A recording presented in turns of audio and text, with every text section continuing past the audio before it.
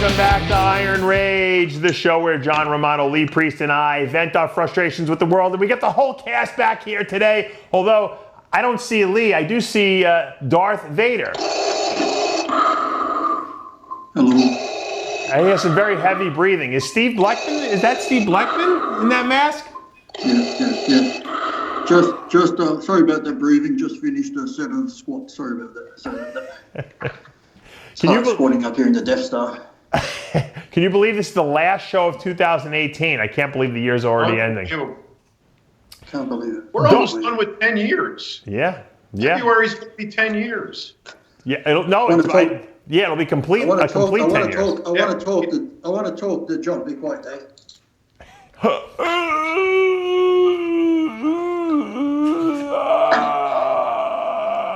don't know the power of the dark side.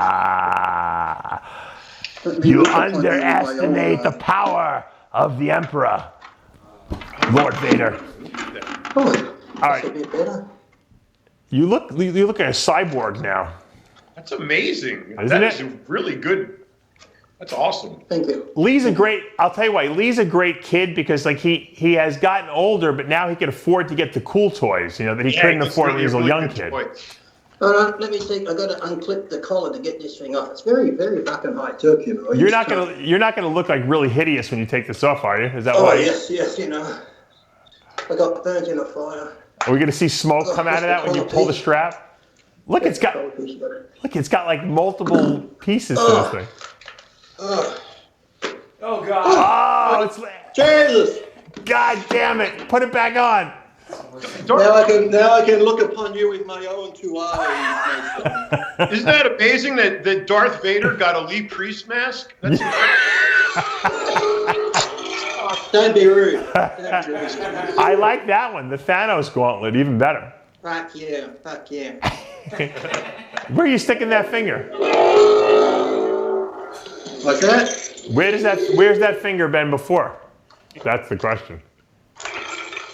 This is actually, when I leave here, I got to go find Blackie and do the prostate exam. He likes this. He fucking fist him.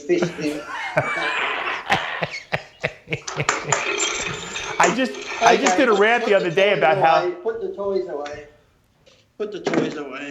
I did a rant the other day about how Thanos looks just like Rich Piana, doesn't he? Have you seen that movie, John? Yeah. And Darth Vader sounded like him on the bathroom floor. That's not nice. That's not nice, Lee. Too soon. Too soon.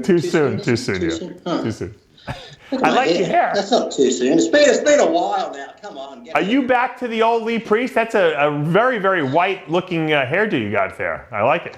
I don't know. I think the Darth Vader mask messed it up. I don't know what's happening. You look like you look like a chicken now. I don't know. No, What's today's topic? I think Lee is trying to get back to the old Lee Priest ways. I think we're going to see that white hair back on stage again.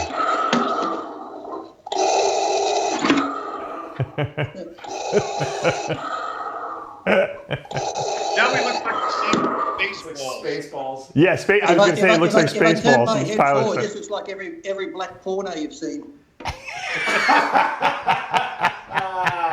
Lee. Say what?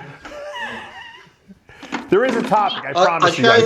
I'll show you the black fluffer. Is that a watermelon? Say what? Too soon? Okay. Carry on. It's the end of the year show. I guess we got to let Lee do what he's going to do. Isn't it? Yep. The last show ever. Lee, it's not the last show. It's the last show of 2018. That's right. So we got to make it a memorable one. That's all. Sorry, then. Fuck, I'll put these away. So I misread the memo. Everyone's going to be like, Lee Priest eats a lot of fruit. That must be why he's so big. Hey, Kai might have had a grapefruit. He's like a single person. When I go out, I have an orgy. I get the whole fruit salad.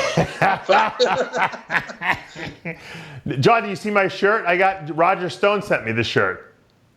Yeah, really? Oh, Yeah, Roger Stone. Yeah, he's friends with Amin Ali, and he sent me the shirt. So I'm showing my support. I'd like to meet Roger Stone. You know, I guess that's why it says Roger Stone on the shirt, is it? He lives in Florida. I can arrange it. That'd be cool. Yeah, I interviewed him. Roger Stone did nothing what? Roger Stone did nothing wrong. You know, because they're trying to indict him. He did a lot right. They want him to rat. He'll never rat. He'll never say a word. No. All right, the topic today is Jon Bone Jones. For those of you who have been following the case, he's a UFC fighter, one of the most talented out there. He has had I thought he was a singer. Saying "Have a nice day." Bon Jovi? John Bon Jovi. Yeah. Bad connection. I thought you said John Bon Jovi. Jon Bone Jones has had a very bad, I guess, run as far as failing drug tests from 2014, 16, 17. Last year is probably the one that the most notorious. He failed for Turinabol. And I guess they suspended him for a year. They have a fight coming up next week. And all of a sudden, I guess they did an out of competition drug test on him on December 8th. And he came up with very, very low metabolites for Turinabol again, which is the drug that he failed for last year.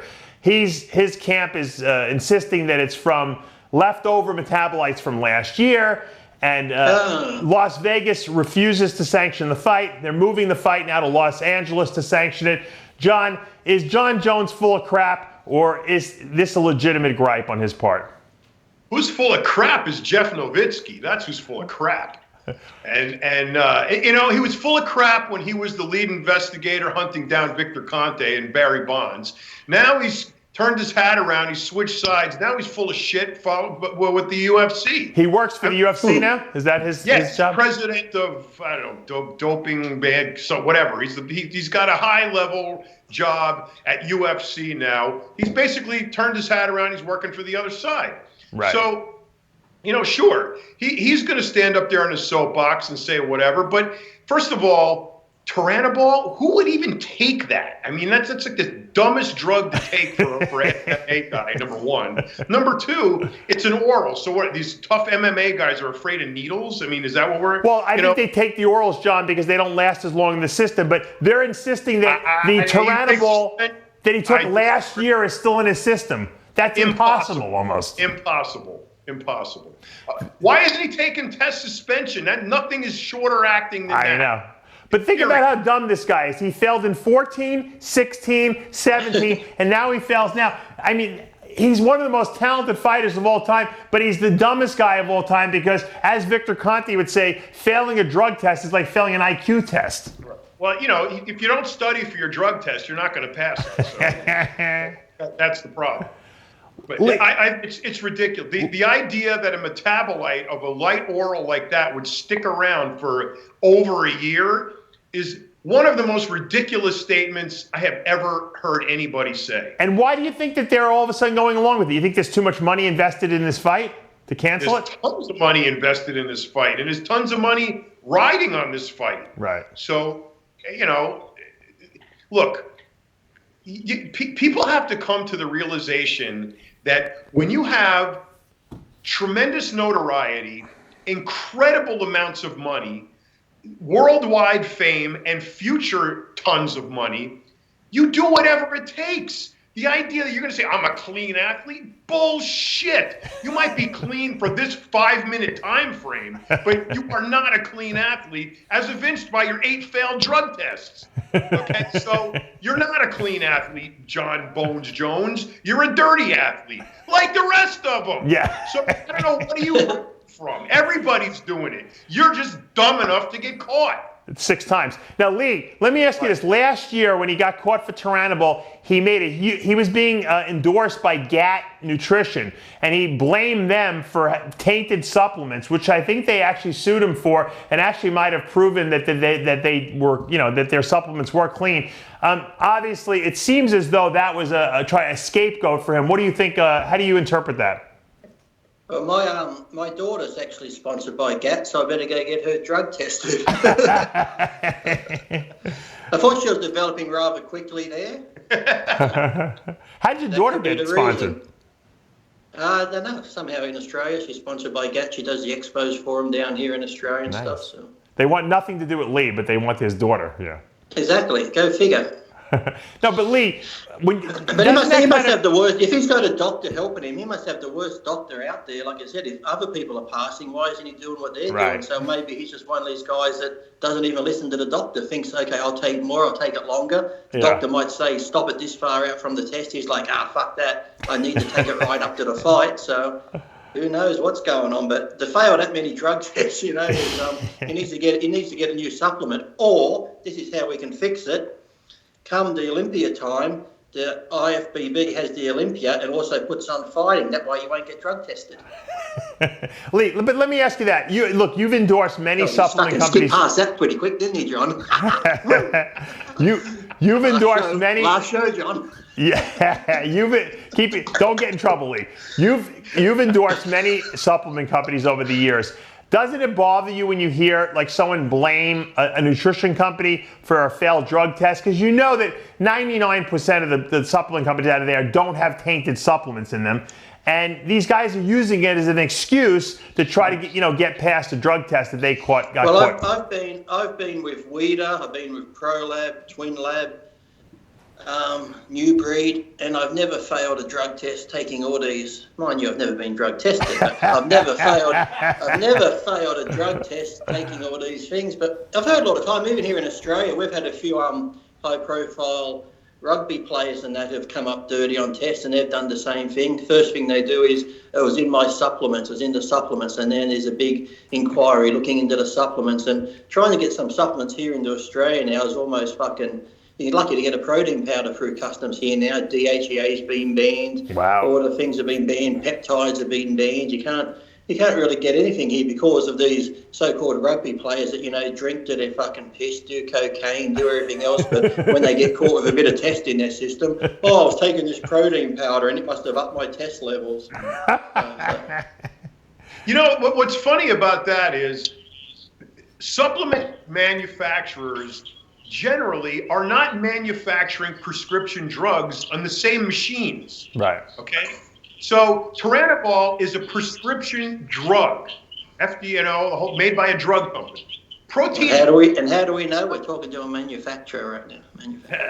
But the paths don't cross. Right. So how are you getting your supplement tainted? Where's it coming from? Right.